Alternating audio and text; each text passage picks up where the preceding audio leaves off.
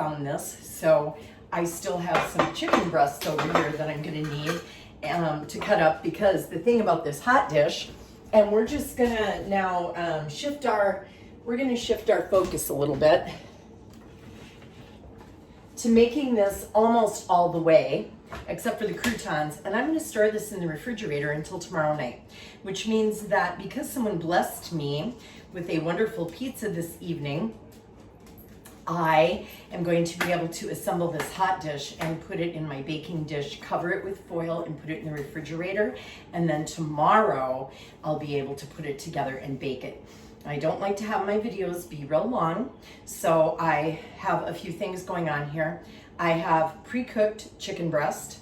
I took 3 chicken breasts. I have 3 or 4 people that are going to be eating supper tonight, and so I took all my chicken breast and I seasoned it with some of my favorite seasoning mix that I showed you earlier. It's got white pepper and black pepper and salt and some lemon pepper, because lemon pepper is this just nice burst of tanginess. And I'm cutting this into chunks and I'm dropping it in my baking dish.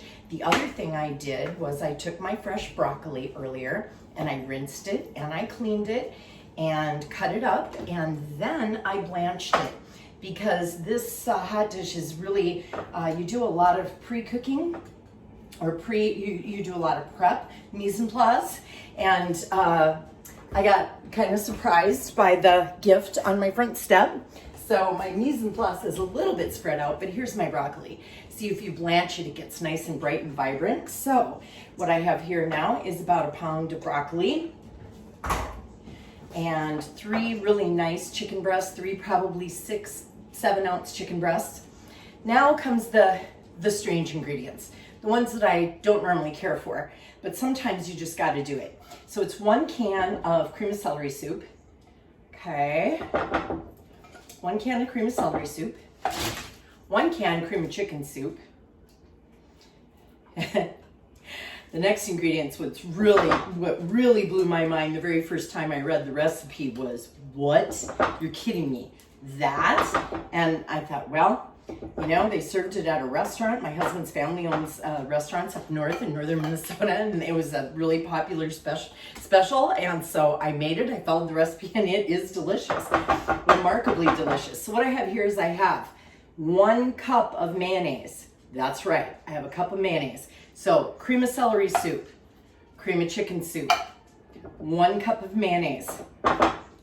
And I pre-measured that so that, you know, I'm not always showing you things that I eyeball. And, you know, don't worry about that. That happens to me all the time when I'm cooking. I have a tendency to be a little klutzy.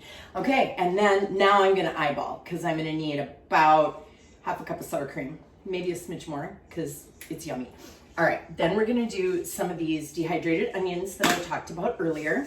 And actually, onion powder is better. So if you had onion powder, that would be better. And we're going to go with, like, if it was onion powder, I would say 1 teaspoon. I probably have 2 teaspoons right here. Again, little favorite seasoning mix, a little bit. Put some flavor in there. Not too much, because it's very salty. And then I have the quad peppers here. I have those peppers with the red, the pink, the pink, the green, the white, and the black peppercorns. And I'm just doing a nice grind on that. That's plenty for that. It gets probably, I don't know, it's not even a 1/4 teaspoon, because that would be a lot of garlic powder. Garlic powder, onion powder, white pepper, black pepper. 1 little half of this is probably a tablespoon of the Better Than Bouillon that I showed you earlier on my favorite things. And here's my breadcrumbs, or my croutons, my homemade croutons that I made earlier. We're not going to put those on right now, because guess what? I got a big surprise. I get to have pizza for supper, and I'm so excited, because ever since this thing started, we haven't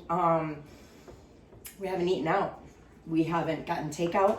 We haven't gotten delivery or anything. So this really is a really nice surprise that was dropped on my doorstep. So we're gonna leave the croutons off until tomorrow. I'm gonna store this in the refrigerator. I got one last ingredient.